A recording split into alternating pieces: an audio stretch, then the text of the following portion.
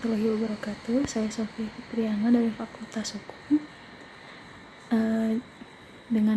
yang di bawah bimbingan Dr. Husni Syawali, SHMH, dengan judul Obscur Libel dalam Gugatan Harta Warisan yang dilakukan istri ketiga berdasarkan Undang-Undang Nomor 50 Tahun 2009 dalam Putusan Nomor 21 PTDG 2021 Pengadilan Agama Indramayu. Di abstrak, pernikahan bagi masyarakat bertujuan untuk mempertahankan dan meneruskan keturunan untuk kebahagiaan rumah tangga, keluarga, atau kerabat, namun tidak sedikit tujuan tersebut terhenti karena terputusnya suatu perkawinan yang disebabkan oleh beberapa faktor dan menimbulkan akibat hukum dari putusnya perkawinan tersebut. Dalam kasus perceraian, bila mana terjadi sengketa harta bersama, yang terpenting adalah fakta atau peristiwanya dengan mengetahui secara objektif duduknya perkara waris yang tidak diterima oleh Pengadilan Agama Indramayu karena gugatan yang kabur atau obscur libel. Jenis penelitian yang dilakukan penulis yaitu liberally research, menggunakan penelitian hukum normatif, teknik pengumpulan normatif yaitu penelitian terhadap asas-asas hukum, analisis data menggunakan analisa kualitatif berupa konten analisis atau deskriptif analisis.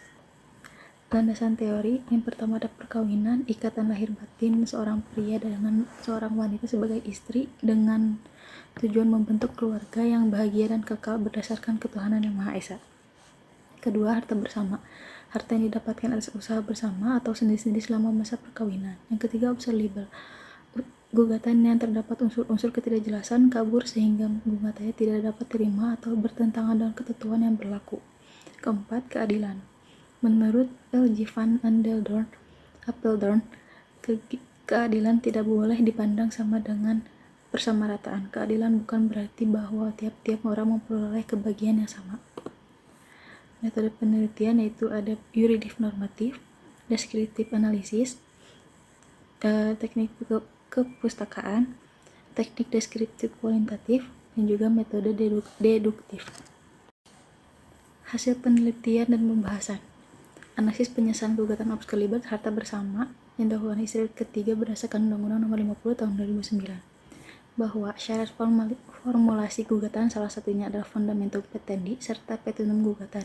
Dengan adanya fundamentum petendi serta petunum gugatan ini diharapkan supaya gugatan tersebut dapat dianggap sebagai sebuah gugatan yang sah, dalam arti tidak mengandung cacat formil, sehingga dalam sebuah gugatan harus mencantumkan gugatan yang berisi pokok tuntutan penggugat yang berupa deskripsi yang jelas dalam menyebutkan satu persatu dalam akhir gugatan yang menyebutkan tentang hal-hal apa saja yang menjadi pokok tuntutan penggugat.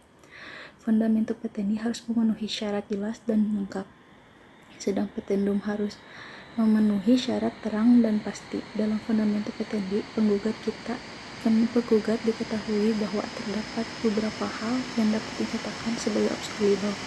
Salah satunya adalah alamat tergugat 1 dan tergugat 2 yang dalam surat gugatan penggugat adalah tidak jelas atau tidak benar, dan bukan merupakan alamat sebenarnya tergugat 1 dan tergugat 2 baik dalam kartu tanda penduduk ataupun alamat tempatnya para tergugat.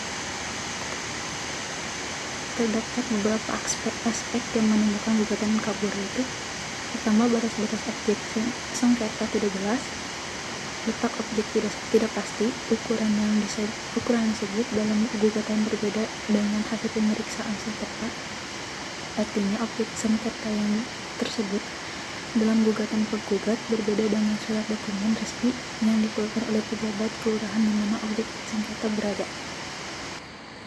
Penyelesaian gugatan obscur libel dari gugatan tersebut yaitu berdasarkan ketentuan pasal 89 ayat 1 Undang-Undang Nomor 7 Tahun 1989 yang telah diubah dengan Undang-Undang Nomor 3 Tahun 2006 dan perubahan kedua dengan Undang-Undang Nomor 50 Tahun 2009 yang menyebutkan bahwa biaya perkara dalam bidang perkawinan dibebankan kepada penggugat atau pemohon, dan juga biaya perkara, penetapan atau putusan pengadilan yang bukan merupakan penetapan atau putusan akhir akan diperhitungkan dalam penetapan atau putusan akhir.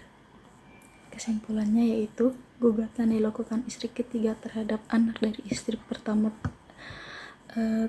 almarhum yaitu obscur libel atau tidak dapat diterima karena dalam gugatannya tidak menyebutkan secara jelas tentang hal-hal seperti keberadaan istri pertama dan kedua, apakah istri pertama dan kedua berpisah karena bercerai atau meninggal,